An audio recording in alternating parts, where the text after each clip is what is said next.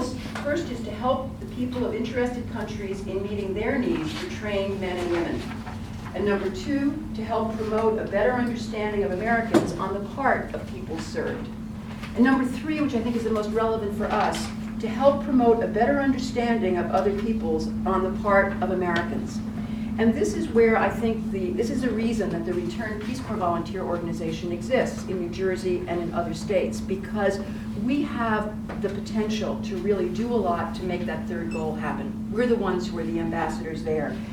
I know individually we all contribute in many ways, just in our day-to-day life, by the fact that when we meet people and talk about our Peace Corps experience, it broadens their horizons. They may never have thought of the developing world, and we can give them some of our own personal impressions. Also by our example. I mean, I think that sometimes that inspires people.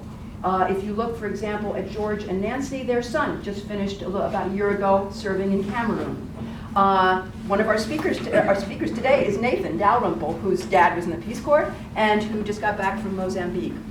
Those of you who were here last year met my niece Claire, who had just gotten back from Cameroon. And we have Joanne Brandwood, who will be joining us as the new chair of the advocacy group, who not only served in Botswana, but 2 of her children are currently serving in Peace Corps. So we're kind of a legacy that can continue in many ways.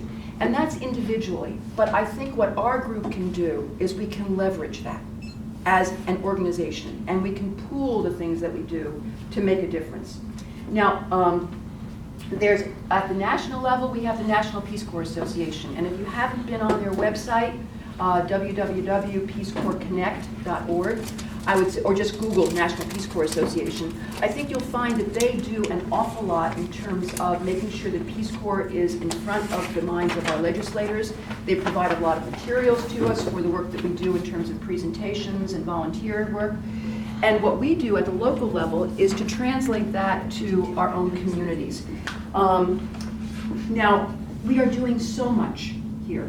I think before I joined the board and became really involved, I was aware of the social activities that occurred.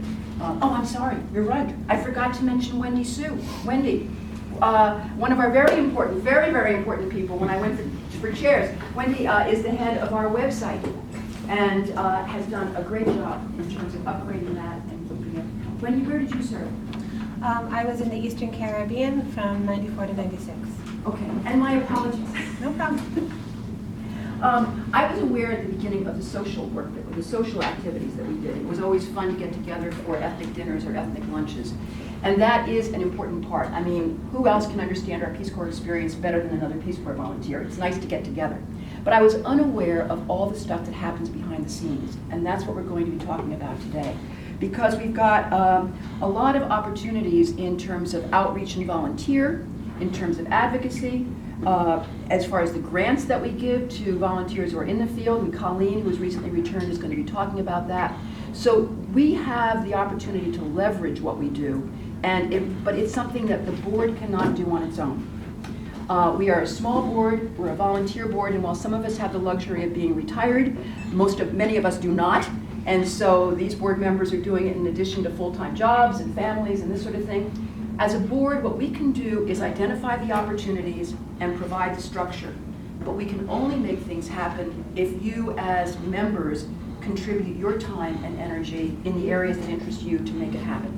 Now that can be a small amount of time. You can take a leadership role or a supporting role, but we have over there on the sign-in sheets an opportunity for you to check the areas that you're interested in, and we'll get back to you. And talk with the board member who's in charge of it during this meeting, after the meeting, at lunch, to find out how you can help, because it would be really, it's important. That's how we can make a difference. We need your help, and we also need your money. And Doug's going to make a plug for that.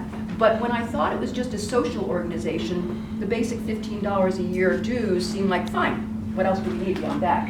But today I think you'll see the range of things that we do, and that needs money.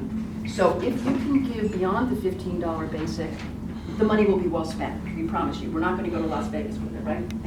So it will be good news. So with that, Atlantic City. Atlantic City. Okay, not Las Vegas. Let me give you a quick idea of